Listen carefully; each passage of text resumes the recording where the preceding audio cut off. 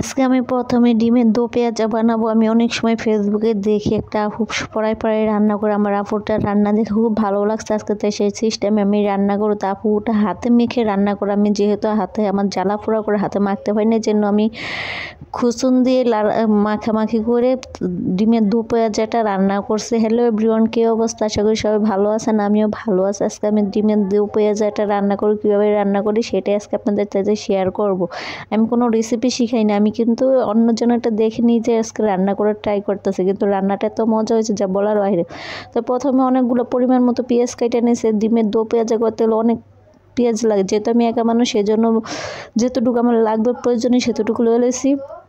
তো প্রথমে পেঁয়াজগুলো দিয়ে কাঁচামরিচ বেশি করে দিয়ে দিছি। কাঁচামরিচ যেহেতু একটু ঝাল কম আছে সেজন্য একটু হালকা করে গুঁড়া মরিচ দেওয়ার চেষ্টা করব।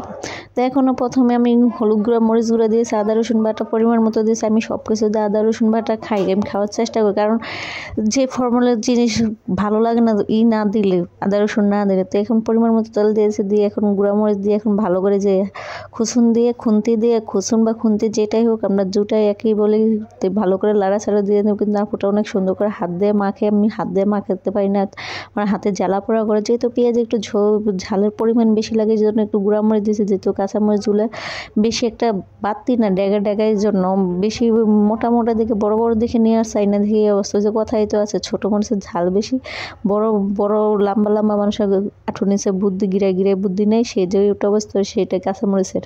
তো কাঁচামরিচটা দেখতে অনেক সুন্দর, কিন্তু ঝাল কম, সেজন্য একটু গুঁড়া মরিচ দেওয়ার চেষ্টা করছি। যে এখন ভালো করে কষে নেব। এই তরকারিটা কষানোর মধ্যে হলে সব কিছু যত ভালো করে আপনি কষে নেবেন তত ভালো লাগবে।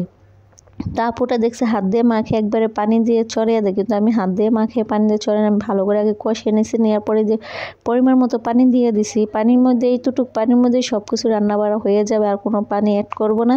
যেটুক দিছি এতটুক পরিমাণ মতো। তো এখন আমি ফাইনালি ডিমগুলো যে ভেঙে দিয়ে দিচ্ছি, যে ডিম একটু ভাঙবে না। দেখেন ডিমগুলোর কালার কুসুমটা কত সুন্দর লাগতেছে, লাল টকটকে, এত ভালো লাগছে। খাওয়ার পরে দেখি লাল টকটক হয়েছে, মানে হাঁসের ডিম যেরকম কুসুম লাল টকটক হয়ে থাকে ঠিক এরকমটাই। তো দেখেন আমার রান্নাটা আজকে অনেক ভালো হয়েছে, এত ভালো হয়েছে যে বলার, আমি ভাবতেও হয় না যে এতটা ভালো হবে।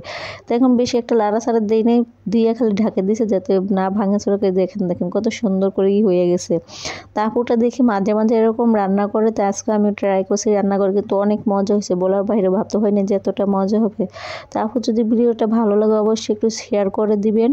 তো পরবর্তী আরেকটা নতুন ভিডিও নিয়ে চলে আসবো আপনাদের মাঝে। আশা করি ভালো থাকবেন সবাই।